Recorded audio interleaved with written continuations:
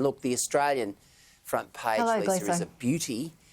How are you? And I want to go to three stories on the front of the Oz straight off the top. PM's ode to the individual is the splash, an exclusive by Jeff Chambers, who's one of the best in the business, as we know.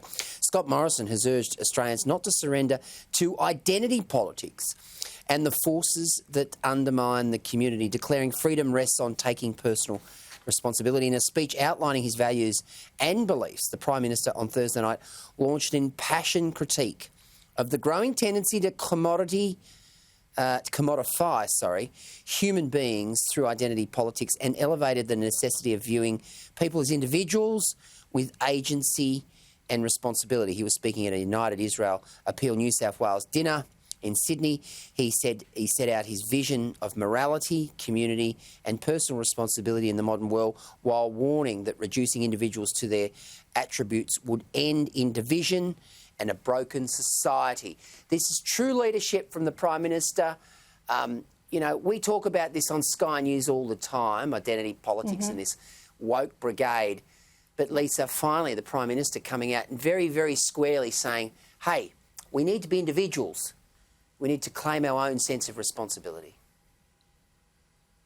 In a word, hallelujah. How long have we been talking about this? And I know on Hardgrave a few weeks ago, we were having this very conversation and imploring the Prime Minister to come out and take a strong stand. Look, I know from other mums that I speak to who have children in schools across Queensland and across this country, there is an all-girls school where you've had a girl stand up and say to the principal, which, look, I would never have dared do when I was at school, and just say, Miss, please don't refer to us as girls. This whole identity politics, the whole what is PC, what is not, what we can say, what we can't say, is ridiculous. And we've all been waiting for some leadership from Scott Morrison on this. And look, I think he was pretty much backed into a corner when we saw him attacked for his Christian values. And more than 14 million Australians are Christians. The majority of Australians are Christians. And here we have the Prime Minister being attacked for his beliefs, and you know, Kevin Rudd taking pot shots at him over that. So, look, crazy. Absolutely big applause for Scott Morrison coming out strong on this, because I think certainly Conservatives will be applauding him, and we need some common sense. The hypocrisy of Rudd is appalling. I mean, you know, I just wish he'd go away. There's a couple of other yarns on the I heard you say that this afternoon, actually. I did. Let's go to the Oz. Now, LNP's rising stars collide. It's what you might call a diabolic political choice. On the one hand, there's eloquent culture warrior Amanda Stoker, an up-and-coming Assistant Minister meant to help engineer the federal government's reset on gender after months of damaging headlines over allegations of rape and bullying.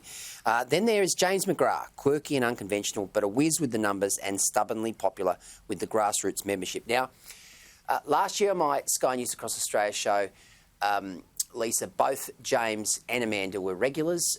They are very, very impressive individuals. This is a stark choice, a very difficult choice for the membership. We are talking about the number one Senate ticket for the coalition heading into the next election. The loser takes number 3, because Matt Canavan, as the Nationals representative, will be number 2. Now, the likelihood is that they may probably get 3 across the line.